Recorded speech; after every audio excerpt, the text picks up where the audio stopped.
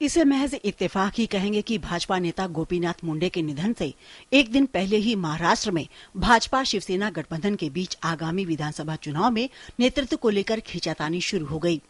खासकर लोकसभा चुनावों में बीजेपी को मिली कामयाबी के बाद शिवसेना सतर्क हो गई। शायद इसी का नतीजा है कि पार्टी ने विधानसभा चुनाव के लिए एनडीए के सीएम उम्मीदवार के तौर पर उद्धव ठाकरे के नाम का ऐलान किया। देश में राष्ट्रीय स्तर पर भारतीय जनता पार्टी का प्रधानमंत्री होगा और महाराष्ट्र में मुख्यमंत्री शिवसेना का रहेगा।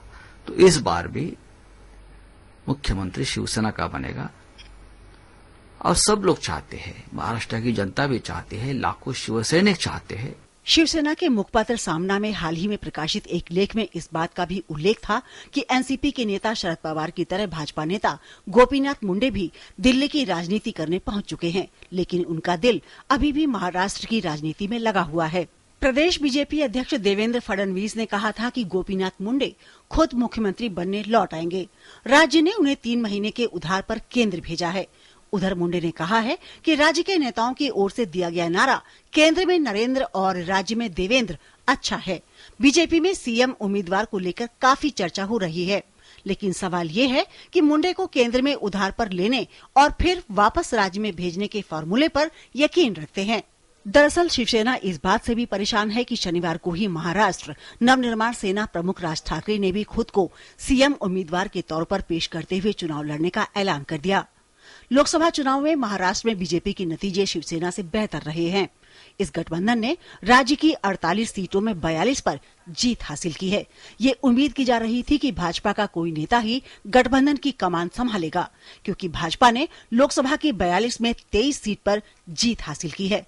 लेकिन मुख्यमंत्री के नाम को लेकर चर्चा शुरू भी नहीं हो पाई थी कि शिवसेना ने खुद ही उद्धव ठाकरे के नाम का ऐलान करके भाजपा को सकते में डाल दिया। हालांकि परंपरागत तौर पर विधानसभा चुनाव में शिवसेना 288 सदस्यीय विधानसभा में ज्यादा सीटों पर लड़ती रही है, जबकि भाजपा 100 सीटों के आसपास अपने प्रत्याशी खड़ी करती रही है। लेकिन इस बार के लोकसभा चुनाव में भाजपा का जबरदस्त प्रदर्शन और देश भर में प्रधानमंत्री नरेंद्र मोदी के प्रति जबरदस्त आकर्षण के मद्देनजर माना जा रहा था कि इस बार दोनों दलों के बीच सीट बंटवारे को लेकर कोई नया फॉर्मूला निकाला जाएगा।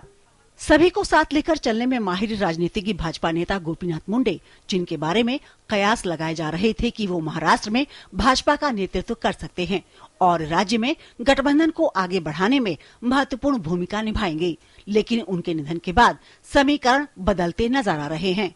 शिवसेना प्रमुख रहे बाला साहेब ठाकरे के निधन के बाद मुंडे ही ऐसे नेता थे जो अपने विरोधियों से भी संवाद करने की महारत रखते थे।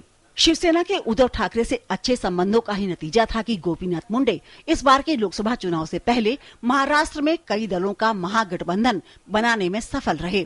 गोपीनाथ मुंडे के निधन के बाद उनकी भरपाई नहीं हो सकती और शायद शिवसेना के साथ हमेशा संतुलन बनाने में महत्वपूर्ण भूमिका निभाने वाले मुंडे के जाने के बाद दोनों दलों को अपने संबंधों को फिर से परिभाषित करने की भी जरूरत पड़ सकती है। विधानसभा चुनाव से पूर्व असमय मुंडे का जाना महाराष्ट्र में भाजपा शिवसेना गठबंधन के लिए एक बड़ा झटका है, लेकिन कई जानकार ये मानकर चल रहे हैं कि गोपीनाथ मुंडे के निधन के बाद भाजपा के पक्ष में सहानुभूति की लहर शिवसेना के लिए मुश्किलें भी पैदा कर सकती है। News night desk, DD news.